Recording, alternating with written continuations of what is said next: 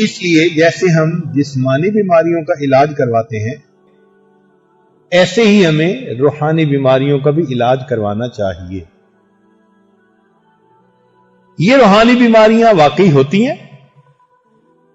ذہن میں ایک سوال پیدا ہوتا ہے، جی روحانی بیماریاں ہوتی ہیں۔ اس کی دلیل قرآن عظیم الشان میں سے کون سی دلیل؟ اللہ تعالیٰ ایک جگہ ارشاد فرماتے ہیں کہ اے نبی علیہ الصلوۃ والسلام کی بیویوں، پردے میں رہو، ایسا نہ ہو فَيَطْمَعَ الَّذِي فِي قَلْبِهِ مَرَضٌ، کہ تمہیں دیکھ کر طمع کرے وہ بندہ جس کے دل کے اندر بیماری ہے۔ اس کا مطلب یہ کہ قرآن سے ثابت ہو رہا ہے کہ جب غیر عورت کو دیکھ کر کسی کے دل میں طمع ہوتی ہے، شہوت اٹھتی ہے، تو یہ کیا چیز ہوتی ہے؟ فی قلبہ مرض۔ قرآن کہہ رہا ہے فَيَطْمَعَ الَّذِي فِي قَلْبِهِ مَرضٌ۔ اب اگر ایک بندہ مسجد سے باہر نکلتا ہے اور اس کے لیے آنکھ کو کنٹرول کرنا مشکل، ادھر بھی عورت چلتی دیکھتا ہے، ادھر بھی دیکھتا ہے، تو بھائی یہ تو کنفرمیشن ہو گئی کہ اندر روگ ہے۔ لوگوں کو ہم دھوکہ دے سکتے ہیں، رب کو تو دھوکہ نہیں دے سکتے۔ ہمارا رب تو جانتا ہے نا کہ یہ ادھر بھی دیکھتا ہے، ادھر بھی دیکھتا ہے۔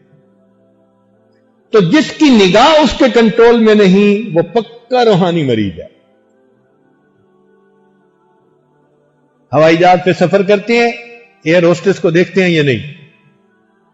بسوں پہ، ویگنوں پہ سفر کرتے ہوئے مسافر عورتوں کی طرف دیکھتے ہیں یا نہیں؟ راستہ چلتے ہوئے ادھر ادھر دیکھتے ہیں یا نہیں؟ دکاندار صاحب آنے والی گاہک عورتوں کو دیکھتے ہیں یا نہیں؟ اگر نظر میں ہوس ہے اور نظر اٹھتی ہے، پیچھا کرتی ہے، تو یہ تو کنفرمیشن ہو گئی کہ روحانی بیماری موجود ہے۔ اب روحانی بیماری کی کنفرمیشن بھی ہو اور بندہ علاج نہ کروائے تو وہ تو قابل رحم انسان ہے۔ ایسے بندے کو تو قابل رحم کہا جاتا ہے کہ بیمار بھی ہو اور علاج پہ توجہ بھی نہ دے۔ بلکہ اطباء کہتے ہیں کہ سب سے بڑا مریض ہی وہی ہوتا ہے جو اپنے آپ کو مریض ہی نہ سمجھے۔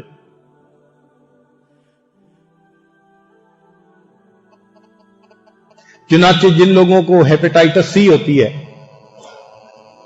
اور وہ علاج نہیں کرواتے، جی ٹھیک ہے، آپ دیکھیں چند مہینوں کے اندر ان کے جسم کے اعضاء سکڑ جاتے ہیں جس پر اثر ہوتا ہے، اور بالآخر وہ بندہ موت کے منہ میں چلا جاتا ہے۔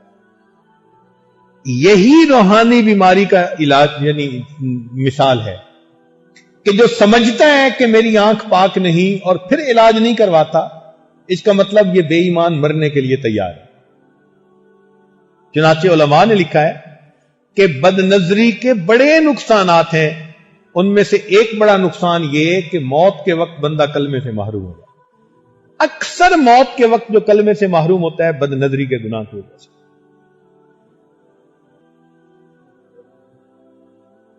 ایک مرتبہ میں نے اپنے حضرت رحمت اللہ علیہ سے یہ سوال پوچھا، حضرت گناہ تو اور بھی بڑے ہیں، لیکن یہ بد نظری اتنا بڑا گناہ کہ ایمان سے محروم؟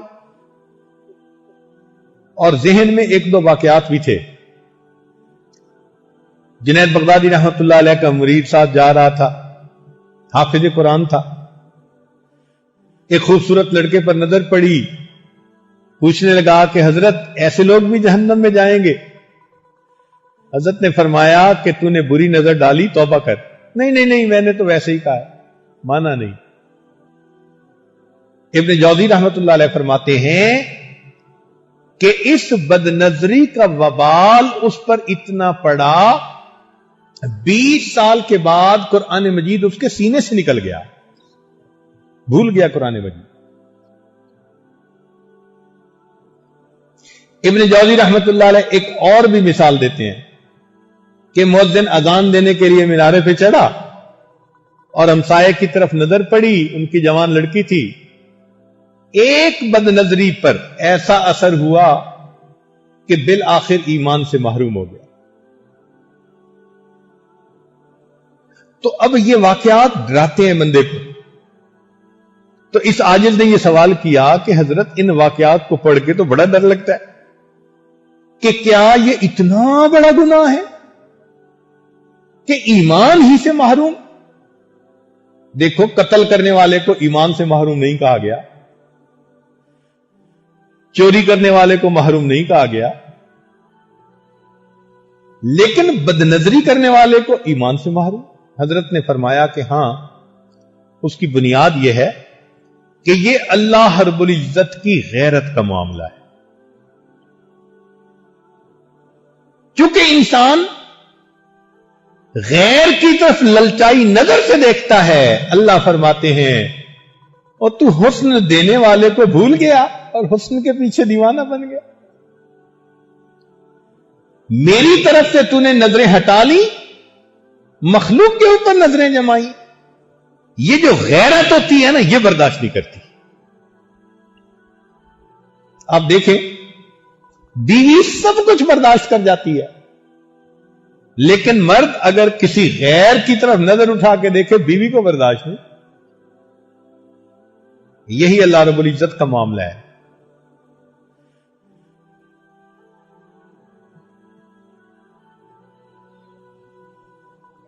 نبی علیہ الصلوۃ والسلام نے فرمایا میں انسانوں میں سب سے زیادہ غیور ہوں, واللہ اغیر منی, اللہ رب العزت مجھ سے بھی زیادہ غیور ہیں. تو اس لیے یہ بد نظری بہت بڑا گناہ بن جاتا ہے. نظر نہیں آتا, لیکن یہ اس بات کی دلیل ہوتا ہے کہ انسان کا من بیمار ہے. اب جب بیمار ہے تو علاج کروائیں.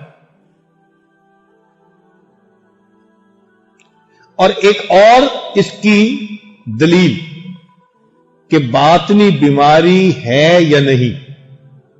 ہم جب نماز پڑھنے کھڑے ہوتے ہیں تو نماز کے اندر ہمیں نماز کی طرف دھیان ہوتا ہے یا دنیا کی طرف دھیان ہوتا ہے؟ اپنا دل گواہی دے گا. اگر تو شروع اللہ اکبر سے لے کے سلام پھیرنے تک اللہ کا دھیان رہتا ہے, ان تعبد اللہ کانک تراہ, یہ کیفیت ہے, اس کا مطلب ہے کہ من سنورا ہوا ہے. اور اگر کھڑے ہوتے ہی پچھلے قصے بھی یاد آنے لگ جاتے ہیں, اس کا مطلب یہ کہ من بیمار ہے.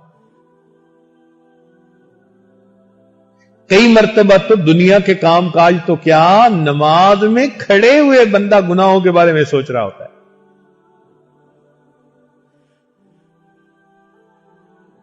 چنانچہ ایک مرتبہ ایک شہر میں نماز کے اوپر اس عاجز نے بیان کیا تو ایک عالم ملنے کے لیے آئے. ان کی یہ بھویں سفید تھیں, داڑھی بھی سفید تھی. کہنے لگے جی کہ میں پچھلے 26 سال سے بخاری شریف پڑھا رہا ہوں, اور جیسی نماز کے بارے میں آپ نے بیان کیا مجھے زندگی میں ایک بھی نصیب نہیں ہوئی. خیر اس کو سمجھایا, بتایا, چلے گئے. بعد میں ساتھی بتانے لگے جی کہ یہ فلاں جو غیر مقلدوں کا مدرسہ ہے اس میں بخاری شریف کے شیخ الحدیث ہے. شیخ الحدیث صاحب 26 سال گزر گئے, خود فرماتے ہیں کہ مجھے ایک نماز ایسی نہیں ملی. تو میں نے ان کو پھر جواب میں یہی کہا کہ جی آپ کسی کے پاس گئے ہیں نماز سیکھنے کے لیے؟ کہنے لگا گیا تو کوئی نہیں. تو کیوں تصوف کو بدعت کہتے ہو, کیوں مخالفت کرتے ہو تصوف کی؟ من کی صفائی کو کیا ضرورت ہے بدعت کہنے کی؟ آؤ نا اللہ والوں کی صحبت میں چند دن رہو, دیکھو کیسے تمہاری نماز بنتی ہے, کیسے دل میں اللہ کی محبت بڑھتی ہے. ایسی محبت ہوگی کہ تہجد میں آپ نیت باندھیں گے تو سجدے سے سر اٹھانے کو دل نہیں کرے گا. ہمارے مشائخ ایسی نمازیں پڑھتے ہیں. تو اس لیے روحانی بیماریوں کا علاج کروانا ضروری ہے, جسمانی بیماریوں کا, روحانی بیماریوں کا اس سے بھی زیادہ ضروری ہے. ایسا نہ ہو کہ انسان ایمان سے محروم ہو جائے. بدل دے دل کی دنیا، دل بدل دے، میرا غفلت میں ڈوبا دل بدل دے۔